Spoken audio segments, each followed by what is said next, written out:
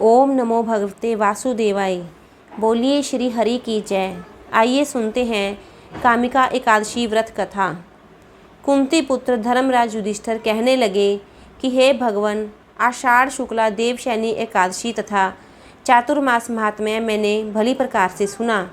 अब कृपा करके श्रावण कृष्णा एकादशी का क्या नाम है सो कहिए। श्री कृष्ण भगवान कहने लगे कि हे युधिष्ठिर, इस एकादशी की कथा को एक समय ब्रह्मा जी ने नारद जी से कहा था, वही मैं तुमसे कहता हूँ। नारद जी ने ब्रह्मा जी से पूछा था कि हे पितामह, श्रावण मास के कृष्ण पक्ष की एकादशी की कथा सुनने की मेरी इच्छा है। उसका क्या नाम है, क्या विधि है और उसका महात्म्य क्या है, सो कृपा करके कहिए। नारद जी के ये वचन सुनकर ब्रह्मा जी ने कहा कि हे नारद, लोकों के हित के लिए तुमने बहुत सुंदर प्रश्न किया है। श्रावण मास की कृष्ण पक्ष एकादशी का नाम कामिका है। उसके सुनने मात्र से वाजपेयी यज्ञ का फल मिलता है। इस दिन शंख चक्र गदाधारी विष्णु भगवान का पूजन होता है, जिसका नाम श्रीधर, हरि, विष्णु, माधव और मधुसूदन है। उनकी पूजा करने से जो फल होता है सो सुनो। जो फल गंगा, काशी, नैमिषारण्य और पुष्कर स्नान का नहीं होता, वह विष्णु भगवान के पूजन से मिलता है। जो फल सूर्य व चंद्र ग्रहण पर कुरुक्षेत्र और काशी में स्नान करने से, समुद्र, वन सहित पृथ्वी का दान करने से, सिंह राशि के बृहस्पति में गोदावरी और गंडकी नदी में स्नान करने से भी प्राप्त नहीं होता, वह भगवान के पूजन से मिलता है। जो मनुष्य श्रावण में भगवान का पूजन करते हैं, उनसे देवता, गंधर्व और सूर्य आदि सब पूजित हो जाते हैं। अंत पापों से डरने वाले मनुष्यों को कामिका एकादशी का व्रत और विष्णु भगवान का पूजन अवश्य में करना चाहिए।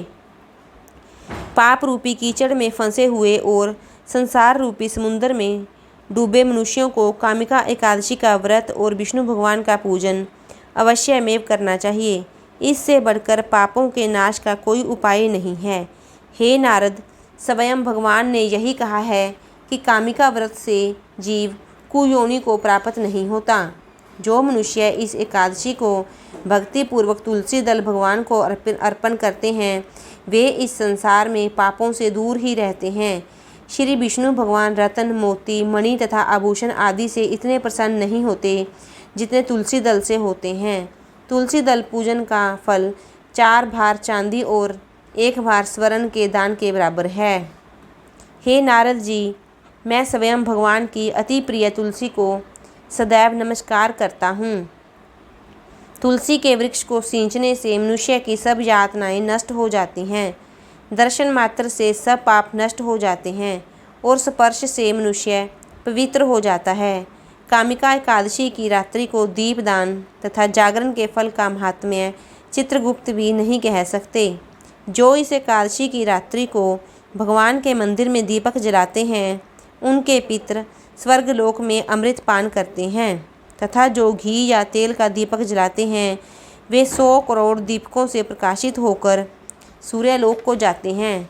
ब्रह्मा जी कहते हैं, हे नारद, ब्रह्म हत्या तथा भ्रूण हत्या आदि पापों को नष्ट करने वाली इस कामिका एकादशी का व्रत मनुष्य को यत्न के साथ करना चाहिए। कामिका एकादशी के व्रत के महात्म्य को श्रद्धा से पढ़ने या सुनने वाला मनुष्य सब पापों से छूटकर विष्णु लोक को जाता है। बोलिए श्री हरि की जय। ओम नमो भगवते वासुदेवाय।